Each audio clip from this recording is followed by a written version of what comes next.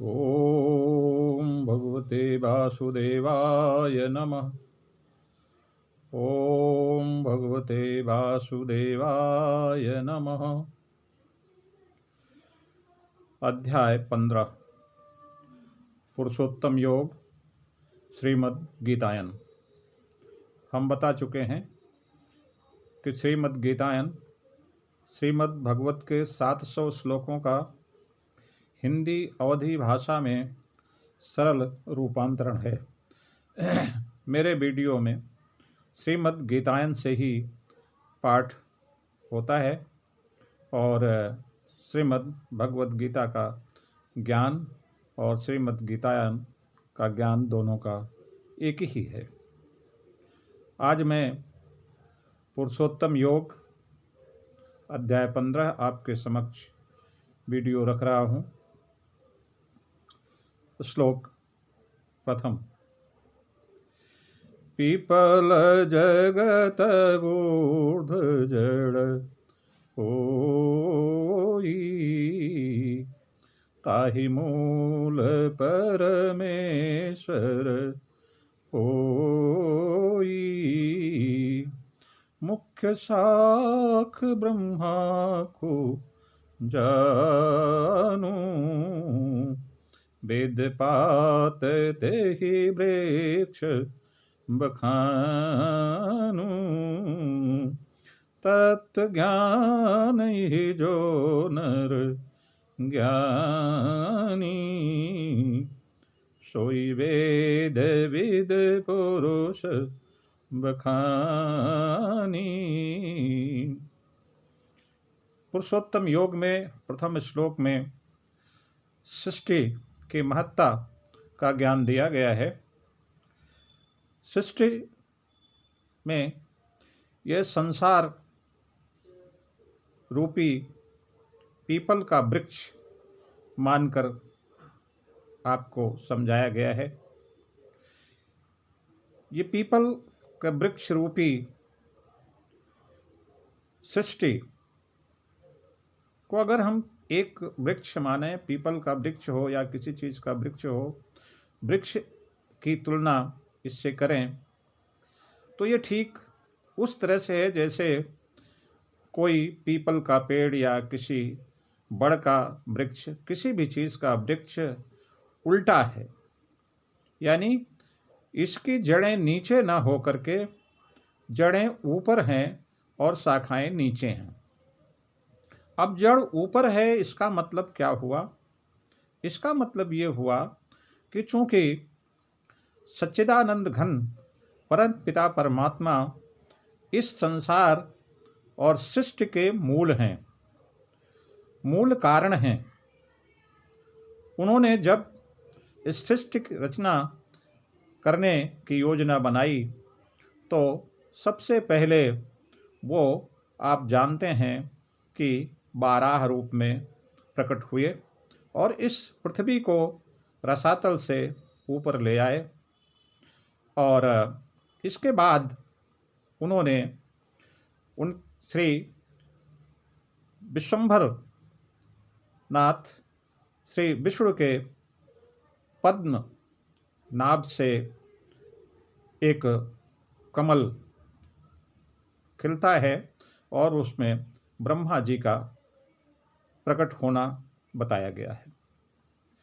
ब्रह्मा जी को उन्होंने काम सौंपा सृष्टि का, लेकिन मूल कारण प्रभु श्री नारायण ही हैं और उनका निवास आदिधाम अर्थात सच्चिदानंद घन परमात्मा का निवास, जहाँ वो सगुण रूप में निवास करते हैं, वो बहुत ऊपर है, बहुत ऊपर है। वहाँ न तो सूर्य की किरणें जा सकती हैं, न तो चंद्रमा की किरणें जा सकती हैं और न और कोई चीज़ उसे भासित कर सकता है, इतने ऊपर है।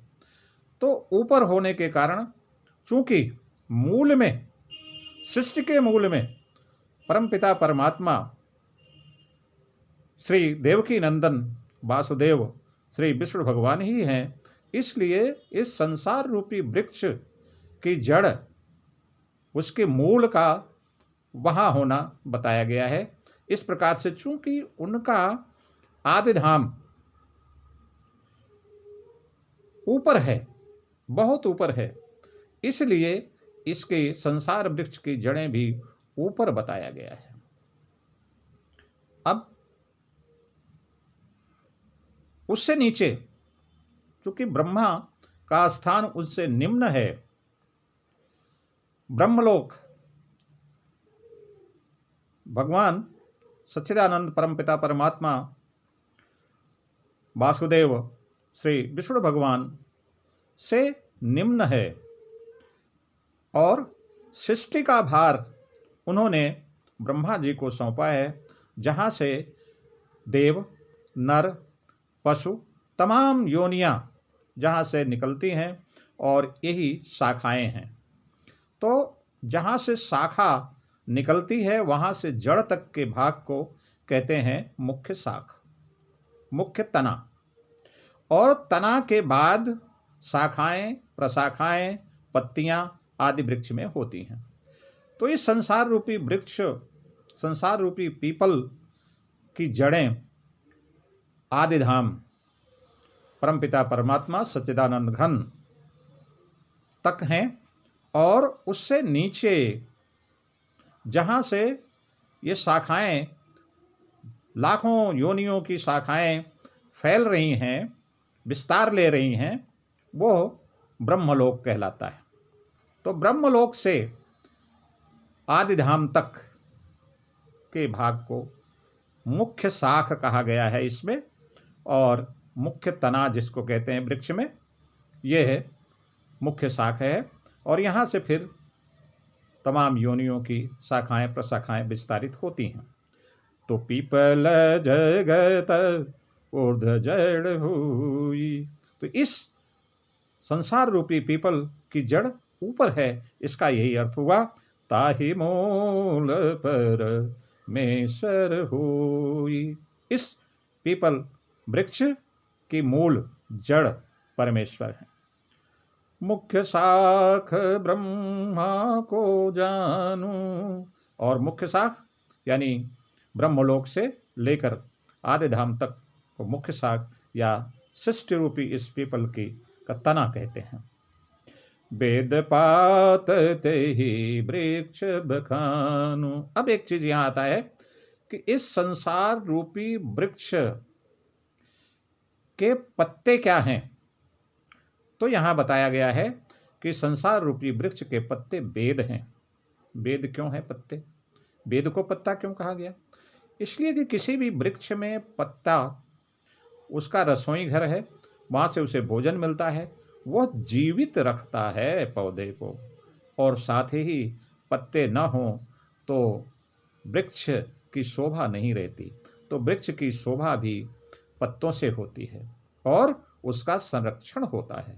इसलिए यहाँ कहा गया है वेद में यज्ञ, वेद के ही अंतर्गत यज्ञ होते हैं। यज्ञ से इस संसार वृक्ष की रक्षा होती है और साथ ही उसकी शोभा भी बढ़ती है।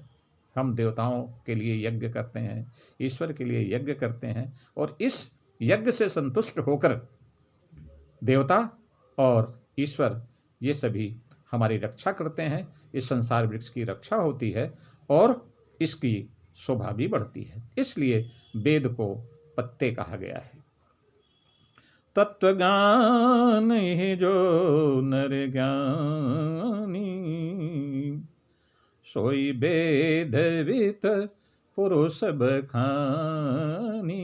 कहते हैं कि इस संसार रूपी वृक्ष का जिसको तत्व ज्ञान है, वास्तव में जिसे ज्ञान है कि संसार रूपी वृक्ष की मूल कहाँ है और इसकी मुख्य शाख क्या है और शाखाएं प्रशाखाएं क्या हैं, इस तत्व को जो जानता है वास्तव में वही वेद का ज्ञाता है। वेद क्यों कहा? वेद का ज्ञाता मतलब चूंकि वेद ही इसके संसार वृक्ष की शोभा बढ़ाते हैं और इसके संरक्षण करते हैं।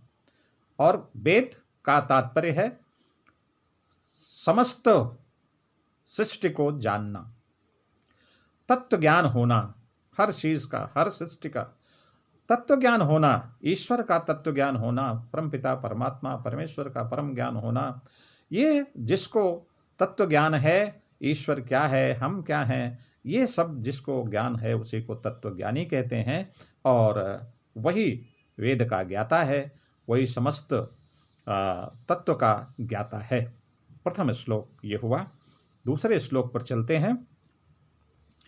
त्रिगुण बारी बढ़ी भोग प्रबाला, त्रियक देव जन योनि विशाला, अध ऊर्ध्व यह शाख प्रसारी, मानव लोक कर्म विधि सारी, ममता हम वासना मूला, सोयधः ऊर्ध्व अनुकूला।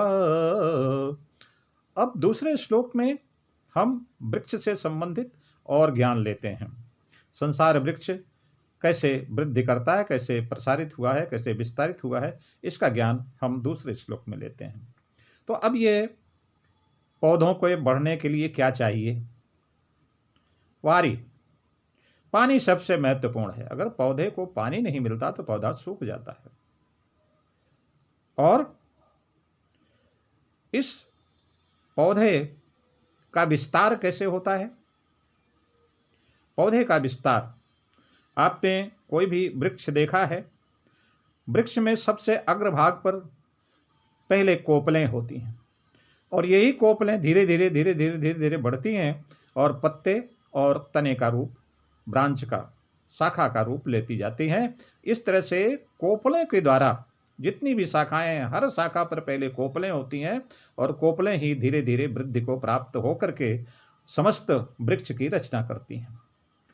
तो अब देखिए, त्रिगुण बारी बढ़ी, त्रिगुण बारी, ये जल क्या है जिससे यह पौधा बढ़ता है, संसार रूपी वृक्ष बढ़ता है, उसके लिए जल क्या है? जल है त्रिगुण,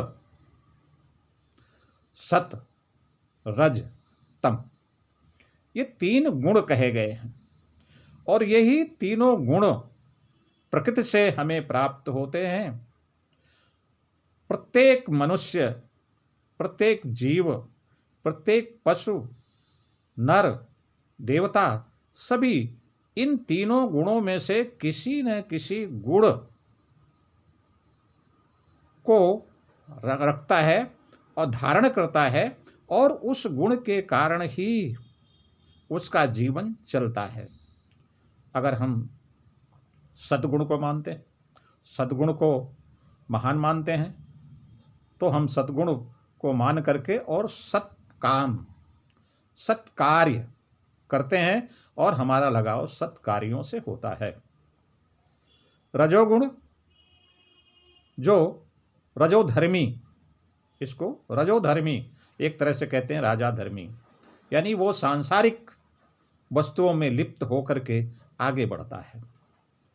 और तम गुण को मानने वाले तमस, तामसी, तामसी प्रवृत्ति के लोग होते हैं, लेकिन वो भी जिंदगी में अपने इस गुण को धारण करते हुए आगे बढ़ते हैं। इस प्रकार से संसार का प्रत्येक मानव, प्रत्येक पशु और प्रत्येक जीव इनमें से किसी न किसी गुण का धारण करने वाला होता है और उसी को लेकर के वो आगे बढ़ता है। और आगे बढ़ता है मतलब, अब अगर वृक्ष पर इसको लाते हैं तो वो भी बढ़ता है, और बढ़ता है तो कैसे? पानी, पानी क्या है? त्रिगुण। तो त्रिगुण रूपी सतोगुण, रजोगुण, तमोगुण रूपी जल से इसकी वृद्धि होती है, वृद्धि होती है, योनियों की वृद्धि होती है। तो वंश इस तरह से सृष्टि दर सृष्टि, सृष्टि दर सृष्टि चलती रहती है इन गुणों को लेकर के, और इस तरह से इस संसार रूपी वृक्ष की वृद्धि होती है, बाढ़ होती है। और त्रिगुण बारी बढ़ी भोग प्रबाला, प्रबाला यानी कोपलें। अभी हमने आपको बताया कि कि कोई भी वृक्ष जब विस्तार को प्राप्त होता है तो उसके तनों के, उसकी शाखाओं के, सबके ऊपर अग्रभाग पर कोपलें होती हैं जो धीरे धीरे वृद्धि करती हुई पत्ते और टहनी, शाखा का निर्माण करती हैं। तो कोपलें, ये कोपलें क्या हैं? प्रवाला कोपलें क्या हैं? तो यहाँ पर कहा गया है कि भोग क्या है? भोग यानी कि विषय भोग। अब ये विषय भोग क्या है? विषय शब्द, स्पर्श, रूप, रस, गंध, ये विषय हैं। चूंकि शरीर यानी तन, शरीर और इंद्रियों से ये सूक्ष्म होते हैं। ये विषय शब्द, स्पर्श, रूप, रस और गंध, ये इंद्रियों से की अपेक्षा ये सूक्ष्म होते हैं, डायनामिक होते हैं, इसलिए ये उनसे ज़्यादा इनको महान कहा गया है। और यहाँ पर भोग, भोग मतलब अहंता, ममता, वासना, ये सभी भोग हैं। तो भोग और विषय, विषय और भोग ही वो कोपलें हैं जिनके द्वारा ये संसार वृक्ष विस्तार को प्राप्त होता है, धीरे धीरे बढ़ता है, वृद्धि होती है इसमें। और वृद्धि यहाँ पर संसार वृक्ष में क्या होती है? त्रियक देव जनियोन विशाला। त्रियक देव, देवता, मनुष्य और तमाम पशु पक्षी, जीव, कीड़े मकोड़े, जितनी भी लाखों योनियां हैं, ये त्रियक योनि इसको कहते हैं। त्रियक योनि, त्रियक योनि का मतलब तमाम योनियां, मानव, देवता, पशु पक्षी, कीड़े मकोड़े, सभी योनियों को त्रियक योनि कहते हैं। तो इन कोपलों के द्वारा ये तमाम योनियों का विशाल भंडार है संसार ये, और इसी संसार वृक्ष का की वृद्धि होकर ये विस्तार को प्राप्त होता है। अदबोधयः शाख प्रसारी मानव लोक कर्म विधि सारी। तो यह त्रियक योनियां, नर, देवता और तमाम पशु पक्षी, ये सारी योनियों रूपी शाखाएं प्रशाखाएं ऊपर नीचे समस्त संसार सृष्टि में, समस्त मंडल में फैली हुई हैं, और मानव लोक कर्म विधि सारी। अब यहां पर एक चीज आ रहा है कि मनुष्य योनि समस्त योनियों में सबसे अलग है। पशु पक्षी और तमाम योनियों से मनुष्य योनि अलग है। वो क्या अलग है कि मनुष्य योनि में कर्म जैसा इस योनि में आप रह करके जो कर्म कर रहे हैं उसका फल आपको अगले जन्म में मिलेगा, और पिछले जन्म में जो कुछ किया है, जो भी अच्छे बुरे जो कर्म किया है, उन कर्मों को भोगने का यहां आपको अधिकार है। तमाम पशु पक्षी भी, वो भी अपने कर्मों के अनुसार ही उस योनि में पैदा हुए हैं, और पिछले कर्म को भोग कर जितने दिन के लिए वो आते हैं, यहाँ अपने कर्म फल को पूरा करके चले जाते हैं। लेकिन मनुष्य में एक चीज और नई है, वो ये है कि हम पिछले कर्म में, पिछले जन्म में जो कुछ कर्म किए थे उसको तो भोगते ही भोगते हैं, लेकिन हमें और भी अधिकार है। अधिकार ये है कि हम नए कर्म भी करते हैं, और नया कर्म फिर हमें आगे ले जाने का एक रास्ता दिखाता है। हम इस अपने मानव योनि में अगर अच्छे कर्म करते हैं, नए कर्म जो हैं हमारे वो अच्छे कर्म करते हैं, तो हमारा आगे का, अगले जन्म का हम अच्छे कर्म करके अच्छी योनि में और अच्छे संस्कार में हम पैदा होंगे, हमें अच्छा कर्म फल मिलेगा। और बुरे कर्म करेंगे तो बुरी योनि में पैदा होना पड़ेगा। सूकर कुकर योनि गिराऊं, भगवान कहते हैं अगर बुरा कर्म है तो ऐसे आतताई को हम सूकर कुकर की योनि देते हैं। तो आप कोशिश करें कि आपको ये बुरी योनियां नहीं मिलें, अच्छे कर्म करें। अच्छे कर्म करेंगे तो एडवांस आपका होता है। पशु पक्षी तमाम योनियां जो हैं वो पिछले कर्मों को भोग कर चली जाती हैं, नया कर्म नहीं कर पाती। लेकिन आपको अधिकार है कि आप नया भी कर्म करें, आप अगला जन्म भी अपना बनावें, सत्कार्य करके, सत्कर्म करके, जिससे कि आपको अच्छा फल हो और अच्छा फल प्राप्त कर अगले जन्म के लिए भी आपको अच्छी योनि मिले। यह मानव होने का एक फायदा है। ममता अहं वासना मूला सोई यदा ऊर्ध्व अनुकूला। आपने बड़ के वृक्ष को देखा होगा कि उसमें शाखाओं से ही तमाम जड़ें निकल आती हैं और वो ऊपर नीचे अनुकूल परिस्थिति में इधर उधर फैली रहती हैं। तो इसी प्रकार से ये भी ऐसी जड़ें हैं जो वृक्ष को आधार देती हैं। बहुत पुराना वृक्ष हो जाता है, बहुत पुराना पीपल बड़ हो जाता है, हजारों साल का हो जाता है, तो उसकी यह जो शाखाएं, उनसे निकली हुई जो जड़ें हैं वो जमीन पर लगकर उसे आधार देती हैं, उसे मजबूती प्रदान करती हैं। और मनुष्य में ये जड़ें क्या हैं? ममता, अहं और वासना। मनुष्य में, मानव योनि में आकर ममता, तमाम पशु पक्षियों में इतनी ममता नहीं होती, जिंदगी भर की ममता नहीं होती। उन्होंने पैदा किया, चिड़िया उड़ गई, बात खत्म हो गई, उनका जिम्मेदारी समाप्त हो जाती है। लेकिन मनुष्य में एक जिम्मेदारी, ममत्व,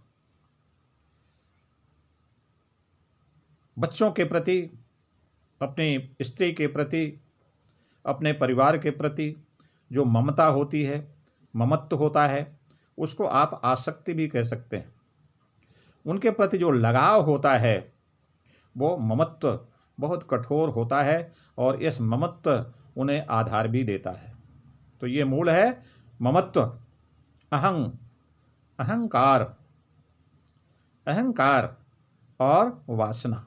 ये तीन गुण ऐसे हैं जो मनुष्य में पाए जाते हैं और ये जड़ें बहुत कठोर होती हैं, जल्दी से कटती नहीं हैं और ये चारों ओर उसके फैली हुई होती हैं।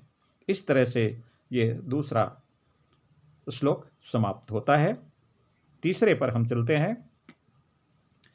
संसार वृक्ष यही रूप न पावा, जही कर आदि न अंत बनावा, भली भांति स्थिति नहीं होई, ममता अहं काम जड़ जोई, अति दृढ़ यह पीपल के मूला, काट सके बैरागी शूला। देखिए बहुत अच्छा श्लोक आया है। अब संसार वृक्ष जो है उसकी ये जड़ें जो हमने बताया, ममता, अहं और वासना की जड़ें बहुत कठोर होती हैं, इनको काटा नहीं जा सकता, अर्थात इनसे हम मुक्त नहीं हो सकते। ये हमारी प्रकृति में मिली हुई होती हैं। कोई भी व्यक्ति, उसमें ममता जरूर होगी, अहम होता है, वासना होती है, और इसी का फल यह संसार होता है।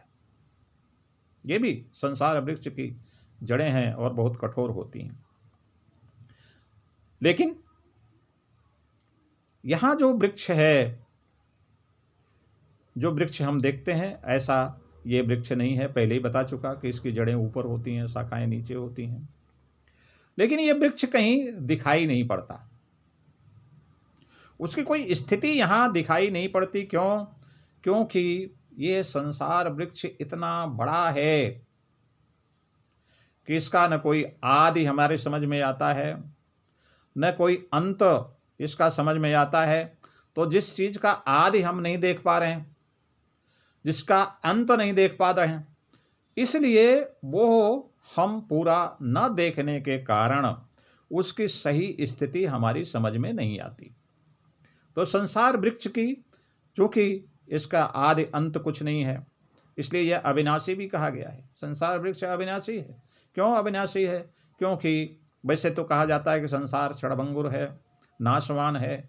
हाँ है, लेकिन इसके प्रसार, इसके आदि, इसके अंत के संबंध में कोई कुछ नहीं कह सकता है, किसी को कुछ भी नहीं मालूम है। इसलिए ये एक बार हुआ और हो रहा है, होता रहेगा। एक व्यक्ति नश्वर है, एक प्राणी नश्वर है, लेकिन जो यह आदि काल से चला आ रहा है, इसका आदि कब था नहीं मालूम, इसका अंत कब होगा नहीं मालूम। इसलिए इसे अविनाशी भी कहा गया है प्रथम श्लोक में। और इसका आदि और अंत चूंकि नहीं दिखाई पड़ता है, यह स्थिति हमको नहीं दिखाई पड़ती है, इसलिए यह संसार वृक्ष हमको दिखाई नहीं पड़ता है।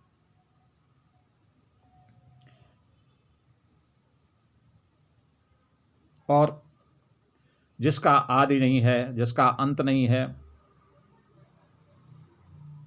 जिसका विस्तार हमें नहीं मालूम है, वो हमें स्थिति उसकी हम नहीं बता सकते। लेकिन इसकी जड़ हम देख रहे हैं। इसकी जड़ अहम, ममत्व और वासना, ये तीनों जड़ें ऐसी होती हैं जो अत्यंत कठोर हैं, जिसके लिए कोई अस्त्र दुनिया में नहीं है जिस अस्त्र से इसको काटा जा सकते। अर्थात काटने का मतलब क्या हुआ? इससे मुक्ति मिल सके, इसका कोई हमारे पास अस्त्र नहीं है कि ममता, अहं और वासना से मुक्ति मिल सके, छुटकारा मिल सके। इसके लिए कोई भी अस्त्र नहीं है जो हमें मुक्ति दिला सके। ये जड़ बहुत कठोर होती है, लेकिन है इसका अंत करने वाला, इससे मुक्ति देने वाला अस्त्र है। वो अस्त्र क्या है? अति दृढ़ यह पीपल के मूला, काट सके बैराग्य सूला। यह अति कठोर अहं, वासना और ममत्व रूपी जड़ इतनी कठोर है कि उससे मुक्ति मिलना आसान नहीं है। लेकिन अगर हमारे पास वैराग्य रूपी शूल हो, वैराग्य रूपी अस्त्र हो, तभी इन जड़ों को काटा जा सकता है। ममता, अहं, वासना रूपी जड़ों को जो कठोर हैं, उन जड़ों को वैराग्य रूपी अस्त्र से काट सकते हैं। किंतु ऐसा हो नहीं पाता, वैराग्य हो नहीं पाता, आसक्ति से हम मुक्त हो नहीं पाते, लगाव से हम मुक्त हो नहीं पाते, अहम खत्म नहीं होता, वासना खत्म नहीं होती, इसलिए ये कट नहीं पाता, इससे हमारी मुक्ति नहीं मिल पाती है। तो दोस्तों, अगर अहं, ममता, वासना से मुक्ति लेनी है तो वैराग्य ही एक ऐसा साधन है। वैराग्य का मतलब क्या होता है? वैराग्य का मतलब ये नहीं होता कि आप सब कुछ छोड़ छाड़ कर जंगल में चले जाएं। नहीं, ये नहीं होता। वैराग्य का मतलब होता है आप काम सब कुछ करते हैं। जैसे ईश्वर ने सृष्टि रचा है, ईश्वर सबका पालन पोषण करते हैं, लेकिन वो कर्ता किसी के नहीं है। इसी प्रकार से आप भी जो काम करते हैं जिंदगी में, हम जो भी काम करें उसका कर्ता अपने को नहीं माने कि हमने ये काम किया है, देखो हमने ये घर बना लिया, देखो हमने ये पैसा कमा लिया। नहीं, आपने कुछ नहीं किया है, वो तो ईश्वर की कृपा थी तो आपने कर लिया। और ईश्वर की कृपा नहीं होती तो आपको कोई ऐसी बीमारी हो जाती, दीर्घ बीमारी हो जाती, जिससे आप कुछ नहीं कर सकते थे। तो ईश्वर की कृपा जब तक नहीं होगी तब तक आप कुछ नहीं कर सकते। इसलिए जो भी कार्य हम करते हैं वो ईश्वर के निमित्त अगर करते हैं, उसमें अपने को कर्ता नहीं मानते हैं, अपने को लिम्पायमान नहीं करते हैं, अपने को संलिप्त नहीं करते हैं। 24 घंटे हम करते हैं, पूरी जिंदगी भर हम काम करें, लेकिन अपने को उसमें आसक्ति नहीं हो। कर्म को कर्म समझकर करें, कर्म को ईश्वर के लिए करें, ईश्वर में एक चित्त होकर करें। हम जो भी काम कर रहे हैं, चूँकि हमारी कर्मेंद्रियां हैं, कर्म करना हमारा धर्म है, इसलिए हम कर्म करते हैं और ईश्वर को निमित्त करके करते हैं। यही वैराग्य है। वैराग्य का मतलब जंगल चला जाना नहीं होता है। जंगल भी जाएं, आपकी ममता, वासना, अहम अगर समाप्त नहीं होता है तो वो भी वैराग्य नहीं होता है। दोस्तों, आज यहीं तक। इसके बाद फिर हम दूसरी वीडियो में मिलेंगे। आप हो सके तो इस वीडियो का अधिक से अधिक शेयर करें और कंप्लेंट बॉक्स में जाकर अपनी राय व्यक्त करें। ओम भगवते वासुदेवाय नमः। ओम भगवते वासुदेवाय नमः।